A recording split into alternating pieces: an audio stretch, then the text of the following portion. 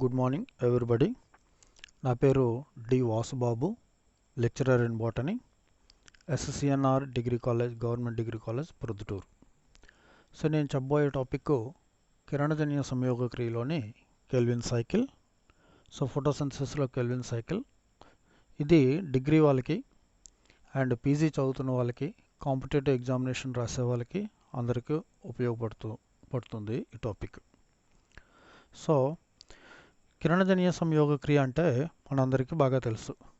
ఆకుపచ్చని మొక్కలు కాంతి సమక్షంలో CO2 మరియు నీటిని ఉపయోగించుకొని కార్బన్ డైఆక్సైడ్ అండ్ వాటర్ని యూస్ చేసుకొని ఏం తయారు చేసుకుంటాయి? పిండి పదార్థాన్ని తయారు చేసుకుంటాయి, ఆక్సిజన్ విడుదల చేస్తాయి.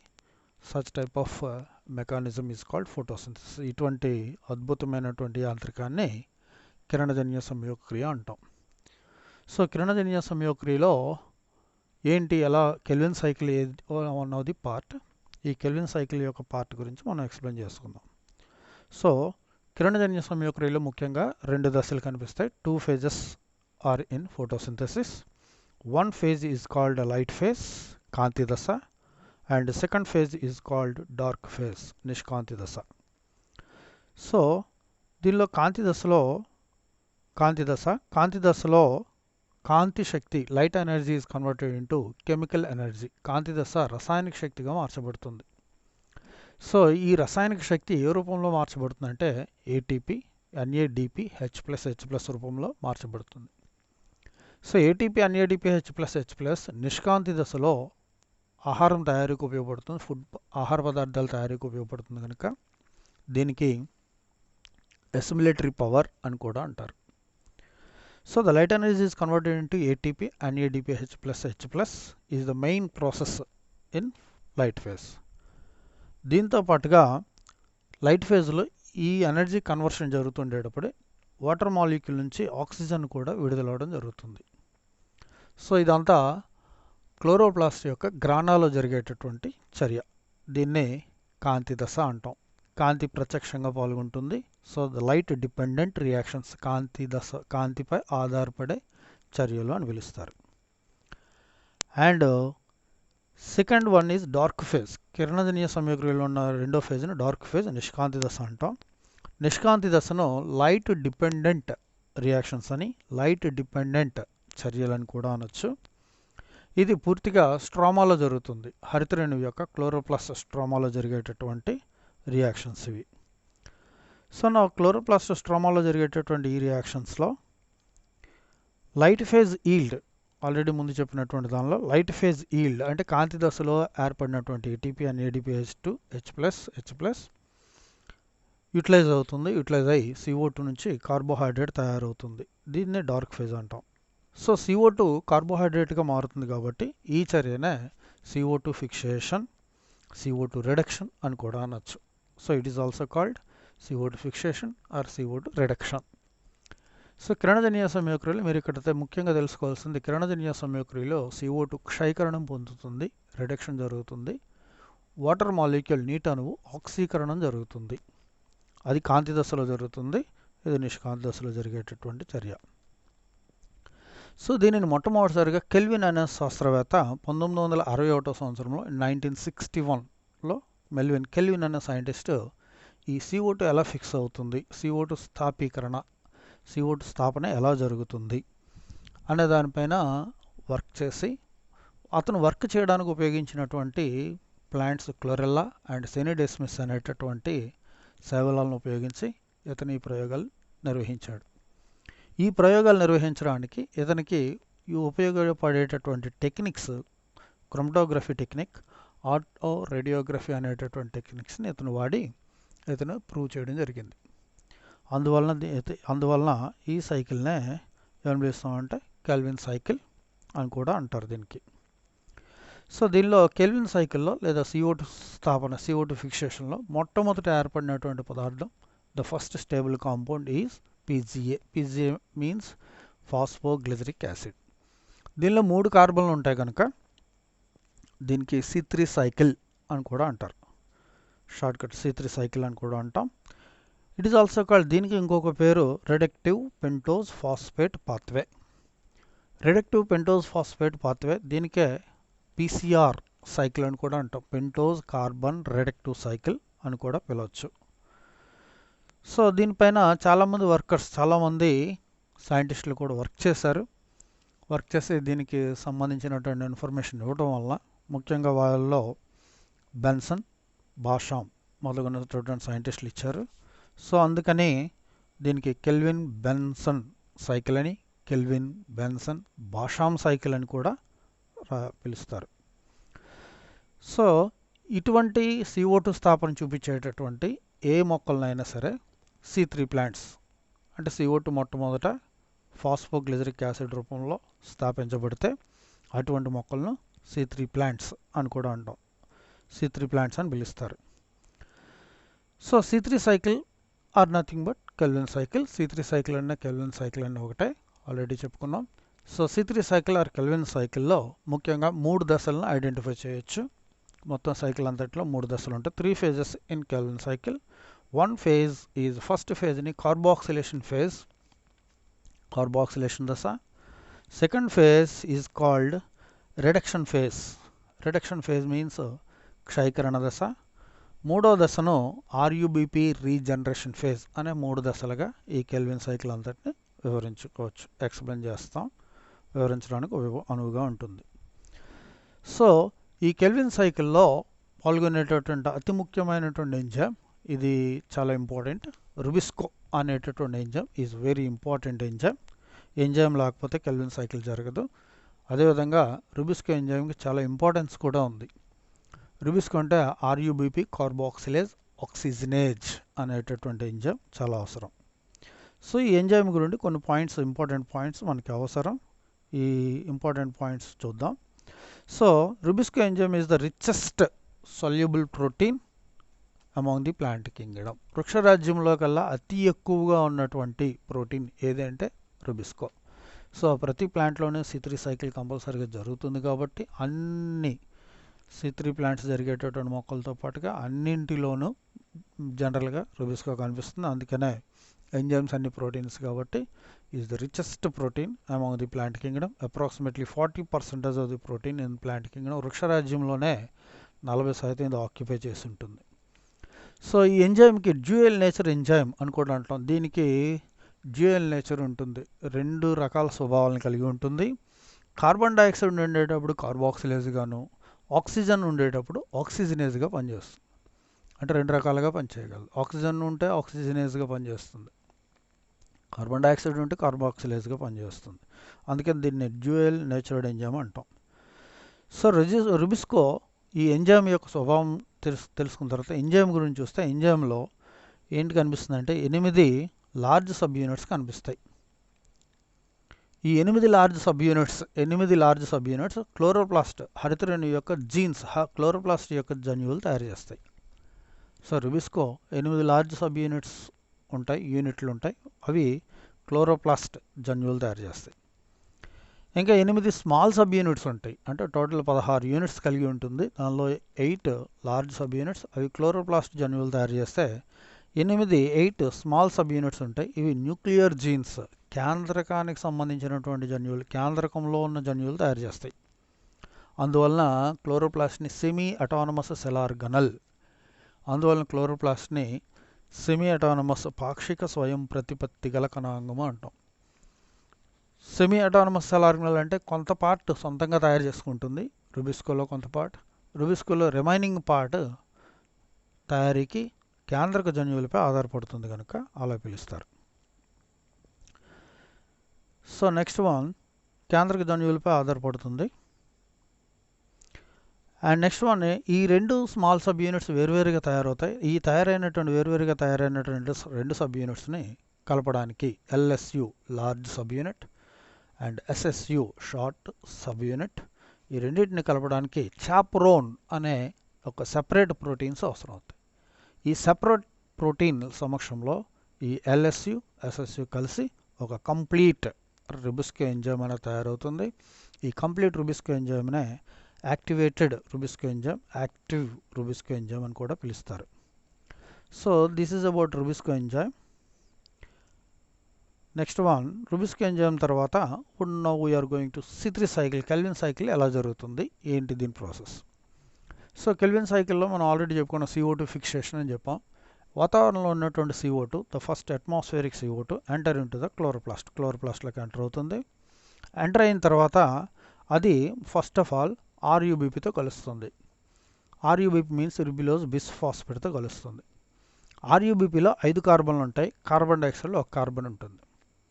మనం C3 సైకిల్ మొత్తం ఒక గ్లూకోజ్ మాలిక్యూల్కి ఒక గ్లూకోజ్ ఫార్ములా C6H12O6 అంటే C6 అంటే 6 కార్బన్స్ అవసరం. ఒకసారి కెల్విన్ సైకిల్ జరిగితే 1 కార్బన్ మాత్రమే గ్లూకోజ్ తయారీకి వస్తుంది కనుక ఒక పూర్తి గ్లూకోజ్ తయారీకి 6 కార్బన్లు కావాలి. సో కాబట్టి C3 సైకిల్ 6 టైమ్స్ జరిగేటట్లుగా మనం 6 వేసుకొని బ్యాలెన్స్ చేసుకొని వేసుకుందాం. సో 6 CO2 6 CO2 అణువులు 6 RUBP అణువులతో కలిసాయి.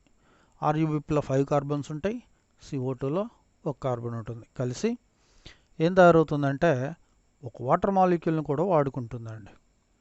వాటర్ మాలిక్యూల్ని ఉపయోగించుకొని ఒక అన్స్టేబుల్ కాంపౌండ్ 6 కార్బన్లు కలిగినటువంటి అన్స్టేబుల్ కాంపౌండ్ తయారవుతుంది. సో ఇక్కడ ఇవి 6 ఇక్కడ 6 ఉన్నాయి కాబట్టి 12 మాలిక్యూల్స్ ఆఫ్ అన్స్టేబుల్ కాంపౌండ్ తయారవచ్చు. సో ఈ చర్య కంప్లీట్ అయిన తర్వాత అన్స్టేబుల్ కాంపౌండ్ అగైన్ వెంటనే 12 మాలిక్యూల్స్ ఆఫ్ 3PGA 12 అణువుల 3-ఫాస్ఫోగ్లిజరిక్ యాసిడ్ తయారవుతుంది. సో 3-ఫాస్ఫోగ్లిజరిక్ యాసిడ్ తయారవుతుంది. 3-ఫాస్ఫోగ్లిజరిక్ యాసిడ్ మీన్స్ థర్డ్ కార్బన్ పైన ఫాస్ఫేట్ ఉంది, అందుకని 3-ఫాస్ఫోగ్లిజరిక్ యాసిడ్. దీనిలో 3 కార్బన్స్ ఉంటాయి. ఈ రియాక్షన్ అంతటినీ రుబిస్కో అనే ఎంజైమ్ క్యాటలైజ్ చేస్తుంది. రుబిస్కో. సో అందుకే ఇందాక rubisco enzyme is very important for CO2 fixation అని కూడా చెప్పుకున్నాం. సో ఈ చర్య అంతటిని PGR పడేటంత వరకు ఉన్నటువంటి చర్య అంతటిని రుబిస్కో ఎంజైమ్ క్యాటలైజ్ చేస్తుంది, లేదా రుబిస్కో ఎంజైమ్ సమక్షంలో జరుగుతుంది. నౌ 12 మాలిక్యూల్స్ ఆఫ్ 3-ఫాస్ఫోగ్లిజరిక్ యాసిడ్ కాంతి దశలో తయారైనటువంటి కాంతి దశలో మనకి ATP తయారవుతుంది. 12 మాలిక్యూల్స్ ఆఫ్ ATPని తీసుకుంటుంది. 12 మాలిక్యూల్స్ ఆఫ్ ATP తీసుకొని అందులో ఫాస్ఫేట్ని వాడుకొని 12 మాలిక్యూల్స్ ADPగా మారి అండ్ 12 మాలిక్యూల్స్ ఆఫ్ 1,3-బిస్ఫాస్ఫోగ్లిజరిక్ యాసిడ్ తయారవుతుంది. 1,3-బిస్ఫాస్ఫోగ్లిజరిక్ యాసిడ్. సో ఈ రియాక్షన్ అంతటిని PGA కైనేజ్ అనే ఎంజైమ్ క్యాటలైజ్ చేస్తుంది. PGA kinase. Later the 12 molecules of 1,3-బిస్ఫాస్ఫోగ్లిజరిక్ యాసిడ్ కాంతి దశలో తయారైన లైట్ ఫేజ్లో ఆల్రెడీ ఇంకో కాంపౌండ్ ఫామ్ అయింది, NADPH+H+. NADPH+H+ను వాడుకుంటుంది. ఇక్కడ 12 మాలిక్యూల్స్ ఆఫ్ 1,3-బిస్ఫాస్ఫోగ్లిజరిక్ యాసిడ్ కనుక 12 మాలిక్యూల్స్ ఆఫ్ NADPH+H+ను వాడుకొని దానిలో ఉన్నటువంటి 2 ప్రోటాన్స్ 2 హైడ్రోజన్స్ను యూస్ చేసుకొని NADP+గా మారుతుంది. ఇంకా రిమైనింగ్ ఏంటంటే ఈ చర్యలో ఒక ఫాస్ఫేట్ ఇనార్గానిక్ ఫాస్ఫేట్ కూడా బయటకు విడుదలవుతుంది. విడుదలైన వెంటనే ఏం తయారవుతుందంటే 12 మాలిక్యూల్స్ ఆఫ్ 3-ఫాస్ఫోగ్లిజరాల్డిహైడ్ PGAL అంటే ఫాస్ఫోగ్లిజరాల్డిహైడ్ ఫామ్ అవుతుంది. ఫాస్ఫోగ్లిజరాల్డిహైడ్ అనే G3P అని కూడా అనొచ్చు. గ్లిజరాల్డిహైడ్ 3-ఫాస్ఫేట్ అని, ఫాస్ఫోగ్లిజరాల్డిహైడ్ అని కూడా పిలుస్తారు. సో ద 12 మాలిక్యూల్స్ ఆఫ్ ఫాస్ఫోగ్లిజరాల్డిహైడ్ తయారైంది. ఈ 12 మాలిక్యూల్ 12 అణువుల ఫాస్ఫోగ్లిజరాల్డిహైడ్ ఒకేసారి యూస్ కాకుండా ఒక గ్రూప్గా ఉండి కొద్దిగా యూస్ చేయడం జరుగుతుంది. దానిని బట్టి దీన్ని ఎలా ఫామ్ చేసుకున్నారో చూద్దాం. సో దీన్నే 12 మాలిక్యూల్స్ ఆఫ్ 3-ఫాస్ఫోగ్లిజరాల్డిహైడ్ పూల్ అంటాం. అందులో కొంచెం యూస్ చేసుకోవడం జరుగుతుంది. దీనిలో ఫస్ట్ ఆఫ్ ఆల్ ఈ చర్యకు ఏంటి అంటే ఫాస్ఫోగ్లిజరాల్డిహైడ్ డీహైడ్రోజనేజ్ ఎంజైమ్, ఈ చర్య అంతటిని ఫాస్ఫోగ్లిజరాల్డిహైడ్ డీహైడ్రోజనేజ్ చర్య ఎంజైమ్ అంతా యూస్ చేస్తుంది. సో ఈ 12 మాలిక్యూల్స్ ఆఫ్ ఫాస్ఫోగ్లిజరాల్డిహైడ్లో 5 మాలిక్యూల్స్ ఆఫ్ ఫాస్ఫోగ్లిజరాల్డిహైడ్స్ 5 అణువులు కలిసి ఏం తయారవుతాయంటే 5 molecules of DHAP dihydroxy acetone phosphate తయారవుతుంది. So dihydroxy acetone phosphate is also 3 carbon compound, 3 కార్బన్లు గల కాంపౌండ్. సో ఈ చర్యకు ట్రయోజ్ ఫాస్ఫేట్ ఐసోమరేజ్ అనే ఎంజైమ్ తోడ్పడుతుంది. ఐసోమరైజేషన్ రియాక్షన్ అది. DHAP అనేది keto group, phosphoglyceraldehyde aldehyde group. So now 5 molecules 5 అణువుల DHAPలో ద 3 మాలిక్యూల్స్ 3 అణువులు వాడుకుంటుంది. అండ్ ఫాస్ఫోగ్లిజరాల్డిహైడ్లో 3 మాలిక్యూల్స్ కలిసి ఒకదానితోటి కలిసి ఫ్రక్టోజ్ 1,6 బిస్ఫాస్ఫేట్ తయారవుతుంది. ఫ్రక్టోజ్ 1,6 బిస్ఫాస్ఫేట్, ఫ్రక్టోజ్ 1,6 బిస్ఫాస్ఫేట్, ఫ్రక్టోజ్లో 6 కార్బన్స్ ఉంటాయి. సో 3 అణువుల 3 molecules of fructose 1,6 bisphosphate form అవుతుంది. సో ఈ చర్యకు ఆల్డోలేజ్ ఎంజైమ్, ఈ రియాక్షన్ మొత్తం ఆల్డోలేజ్ ఎంజైమ్ catalyze చేస్తుంది. Now the fructose 1,6 bisphosphate, 3 molecules of fructose 1,6 bisphosphate, ఒక ఫాస్ఫేట్ ఇనార్గానిక్ ఫాస్ఫేట్, ఫ్రక్టోజ్ 1,6 బిస్ఫాస్ఫేట్లో ఒక ఫాస్ఫేట్ చొప్పున పోతే 3 మాలిక్యూల్స్కి 3 ఫాస్ఫేట్ ఇనార్గానిక్ ఫాస్ఫేట్స్ పోతే ఇంకా మిగిలింది 3 molecules of fructose 6 monophosphate, 3 molecules of fructose 6 monophosphate తయారవుతుంది. ఇందులో 6 కార్బన్స్ ఉంటాయి. ఈ 3 మాలిక్యూల్స్లో ఫ్రక్టోజ్ 6 మోనోఫాస్ఫేట్ తయారవడానికి ఇక్కడ ఫ్రక్టోజ్ 1,6 బిస్ఫాస్ఫేటేజ్ ఎంజైమ్ ఉపయోగపడుతుంది. ఈ ఎంజైమ్ catalyze చేస్తుంది. ఇంకా 3 molecules of fructose 6 monophosphate is దీనిలో 1 molecule exported into the cytoplasm, కణద్రవ్యంలోకి వెళ్తుంది. కణద్రవ్యంలోకి వెళ్ళి ఆ ప్లేస్లో మీకు అక్కడ హెక్సోజ్ తయారవడానికి ఉపయోగపడుతుంది. అంటే గ్లూకోజ్ తయారవడానికి అక్కడికి ఎక్స్పోర్ట్ చేయబడుతుంది, సైటోప్లాజంలోనికి ఎక్స్పోర్ట్ చేయబడుతుంది. సైటోప్లాజంలోనికి వెళ్ళి 1 మాలిక్యూల్ వెళ్ళి అక్కడ ఏంటవుతుంది, హెక్సోజ్ తయారు చేయబడుతుంది. అంటే గ్లూకోజ్ తయారు చేయబడి again glucose enter into the chloroplast, మరలా క్లోరోప్లాస్ట్లోకి వచ్చి స్టార్చ్ తయారవుతుంది. So next remaining 2 molecules of fructose 6 monophosphate, 2 అణువులు ఉన్నాయి కదా, ఆ 2 అణువులు, అండ్ రిమైనింగ్ 2 మాలిక్యూల్స్ ఆఫ్ ఫాస్ఫోగ్లిజరాల్డిహైడ్స్, ఇంకా ఇక్కడ మిగిలినటువంటి పూల్లో మిగిలినటువంటి 2 మాలిక్యూల్స్ ఒకదానితో కలుస్తాయి. కలిసి ఏం తయారవుతుంది మనకి, 2 molecules of erythrose 4 phosphate and 2 molecules of xylose 5 phosphate తయారవుతుంది. ఎరిథ్రోజ్లో 4 కార్బన్స్ ఉంటాయి, గ్జైలోజ్లో 5 కార్బన్స్ ఉంటాయి. సో ద టోటల్ రియాక్షన్, ఈ రియాక్షన్కి తోడ్పడే ఎంజైమ్ ట్రాన్స్క్యూటోలేజ్ ఎంజైమ్ సమక్షంలో ఈ రియాక్షన్ జరుగుతుంది. సో ఈ ట్రాన్స్క్యూటోలేజ్ ఎంజైమ్ రియాక్షన్ ఎప్పుడు జరిగినా థైమిన్ పైరోఫాస్ఫేట్ అనే B complex vitamin and magnesium ion 2 use అవుతాయి. సో నౌ మిగిలినటువంటి ఇక్కడ డిహెచ్ఏపిలో మిగిలినటువంటి 2 మాలిక్యూల్స్, ఆల్రెడీ 3 ఎందాక ఖర్చయ్యాయి, ఇప్పుడు ఇంకా మిగిలినటువంటి 2 molecules, the 2 molecules of DHAP and 2 molecules of erythrose 4 phosphate, 2 అణువుల ఎరిథ్రోజ్ 4 ఫాస్ఫేట్ 2 కలిసి 2 మాలిక్యూల్స్ 2 అణువుల సీడోహెప్టలోజ్ 1,7 బిస్ఫాస్ఫేట్ తయారవుతుంది. సీడోహెప్టలోజ్లో 7 కార్బన్స్ ఉంటాయి. ఈ చర్య అంతటిని ఆల్డోలేజ్ అనేటువంటి ఎంజైమ్ catalyze చేస్తుంది. నౌ సీడోహెప్టలోజ్ 1,7 బిస్ఫాస్ఫేట్లో ఫాస్ఫేట్ మాలిక్యూల్స్, ఇనార్గానిక్ ఫాస్ఫేట్ పోతుంది, ఫాస్ఫేట్ మాలిక్యూల్స్ పోతే ఇంకా మిగిలింది 2 మాలిక్యూల్స్ ఆఫ్ సీడోహెప్టలోజ్ 7 మోనోఫాస్ఫేట్ మిగులుతుంది. So the 2 molecules of sedoheptulose 7 monophosphate ఏర్పడడానికి ఇక్కడ సీడోహెప్టలోజ్ 1,7 బిస్ఫాస్ఫేటేజ్ ఎంజైమ్ యూజ్ అవుతుంది.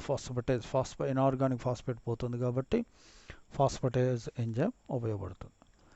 So now 2 molecules of sedoheptulose 7 monophosphate and ఇక్కడ ఫాస్ఫోగ్లిజరాల్డిహైడ్లో ఉన్నటువంటి రిమైనింగ్ 2 మాలిక్యూల్స్ కలిసి ఇక్కడ 2 కాంపౌండ్స్ తయారవుతాయి. వాటి 2 molecules of ribose 5 phosphate, ribose DNA ఆర్ఎన్ఏలో ఉన్నటువంటి రైబోజ్ షుగర్, అండ్ ఇక్కడ 2 మాలిక్యూల్స్ ఆఫ్ గ్జైలోజ్ 5 ఫాస్ఫేట్ తయారవుతుంది. రైబోజ్లోనే 5 కార్బన్స్ ఉంటాయి అండ్ గ్జైలోజ్లోనే 5 కార్బన్స్ ఉంటాయి. అదొక 2 మాలిక్యూల్స్, ఇదొక 2 మాలిక్యూల్స్ తయారవుతుంది. ఈ చర్య అంతటికి ట్రాన్స్క్యూటోలేజ్ ఎంజైమ్ ఉపయోగపడుతుంది. ట్రాన్స్క్యూటోలేజ్ ఎంజైమ్ యూజ్ అవుతుంది. So now the remaining 2 molecules of xylose 5 phosphate, ఇక్కడ ఉన్నటువంటి 2 మాలిక్యూల్స్ ఆఫ్ గ్జైలోజ్ 5 ఫాస్ఫేట్, ఈ 2 కలిసి ఏం తయారవుతుందంటే రిబులోజ్ 5 ఫాస్ఫేట్ తయారవుతుంది. Ribulose 5 phosphate. సో ఈ దీనికి ఉపయోగపడేటటువంటి ఎంజైమ్ ఫాస్ఫేట్ ఎపిమరేజ్ అనే ఎంజైమ్ యూజ్ అవుతుంది. Ribose phosphate epimerase and remaining ribose 5 phosphate ఉంది. Ribose 5 phosphate now converted into ribulose 5 phosphate. ఈ చర్యకు ఐసోమరేజ్, రైబోజ్ ఐసోమరేజ్ ఉపయోగపడుతుంది. ఇక్కడ ఎపిమరేజ్ గ్జైలోజ్ రిబులోజ్గా మారడానికి ఎపిమరేజ్, రైబోజ్ రిబులోజ్గా మారడానికి ఐసోమరేజ్ యూజ్ అవుతుంది. సో ఇక్కడ 6 molecules of ribulose 5-phosphate is there. So 6 molecules of ribulose 5-phosphate again converted into 6 molecules of RUBP. This is called RUB, regeneration phase totally. So దీనికి light phase కాంతి దశలో వాడుకున్నటువంటి ATP ఇక్కడ మరలా use అవుతుంది. 6 molecules of ఏటీపీని వాడుకొని 6 molecules of ఏడీపీగా convert అవుతుంది. 6 molecules of ఏడీపీగా convert అయ్యి ఆర్యూబీపీ ఏర్పడడానికి ఈ చర్య అంతటికి kinase enzyme, ribulose phosphate kinase enzyme use అవుతుంది. సో కైనేజ్ ఎంజైమ్ ఫంక్షన్లో ఆర్యూబీ ఫామ్ అవుతుంది. So this is the 6 molecules of CO2 is gradually converted into hexose sugar in the cytoplasm. So ఈ చర్య అంతటిని ఇలా జరగడానికి, గ్లూకోజ్గా మారడానికి ఈ రియాక్షన్స్ అన్నీ జరిగిన తర్వాత ఫైనల్ దీనిలో వచ్చినటువంటి 3 ఫేజెస్కి ఆల్రెడీ ముందు క్లాసుల ముందు పార్ట్లో కెల్విన్ సైకిల్లో 3 దశలు ఉంటాయన్నాం. దీనిలో మొదటి దశ కార్బాక్సిలేషన్ ఫేజ్. ఈ కార్బాక్సిలేషన్ ఫేజ్ CO2 ఆర్యూబీతో కలిసి పీజీఏ ఏర్పడేటంత వరకు ఉన్న దాన్ని కార్బాక్సిలేషన్ ఫేజ్ అంటాం. ఇంకా పీజీఏ నుండి ఫాస్ఫోగ్లిజరాల్డిహైడ్ వరకు ఏర్పడే దశను రిడక్షన్ ఫేజ్ అంటాం, క్షయీకరణ దశ. ఇంకా మిగిలినటువంటి చర్యలన్నిటినీ కలిపి మొత్తం అంతటినీ కలిపి ఆర్యూబీపీ రీజనరేషన్ ఫేజ్ అని పిలుస్తాం. అంతేకాకుండా ప్రొడక్షన్ ఫేజ్, ఈ ఎక్స్పోర్ట్ అయినటువంటి ఫ్రక్టోస్ 6 మోనోఫాస్ఫేట్ ఎక్స్పోర్ట్ అవుతుంది సైటోప్లాజంలోనికి, అక్కడ హెక్సోస్ తయారవుతుంది. దాన్నే ప్రొడక్షన్ ఫేజ్ అని కూడా రాసుకోవచ్చు. నెక్స్ట్ వన్, దీనిలో ఏంటి జరుగుతుంది, ఒకసారి C3 సైకిల్ జరిగితే 1/6 పార్ట్ ఆఫ్ ఫ్రక్టోజ్ అంటే ఏంటి, 3 మాలిక్యూల్స్లో 1 molecule fructose six phosphate exported into the cytoplasm, సైటోప్లాజంలోకి వెళ్ళి 1/6 part of glucose or hexose తయారవుతుంది.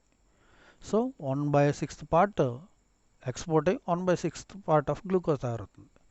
సో ఒక గ్లూకోజ్ మాలిక్యూల్ తయారవడానికి 1/6 పార్ట్ అవసరం కాబట్టి టోటల్ C3 సైకిల్ అంతా జరగడానికి 6 టైమ్స్ ఈ C3 సైకిల్ అంతా జరిగితే ఒక గ్లూకోజ్ తయారవుతుంది. కనుక దీనికి 6 CO2 మాలిక్యూల్స్ అవసరం ఒక గ్లూకోజ్ తయారవడానికి, ఒక గ్లూకోజ్ మాలిక్యూల్ తయారవడానికి. So Calvin cycle conducted 6 times for 1 glucose molecule, ఒక గ్లూకోజ్ తయారీకి తోడ్పడుతుంది. సో 6 టైమ్స్ తోడ్పడేటప్పుడు టోటల్ ఏటీపీలు ఏంటంటే 18 ఏటీపీలు. ఒక దగ్గర 12 ఏటీపీ మాలిక్యూల్స్, ఇంకొక దగ్గర 6 ATP molecules, totally 18 ATP molecules and 12 NADPH+H+ molecules ఉపయోగించుకుంటుంది for a glucose molecule. So the glucose is converted into sucrose, సుక్రోజ్గా మారుతుంది. Again enter into the chloroplast to form a starch, స్టార్చ్గా మారడానికి ఎంటర్ అవుతుంది.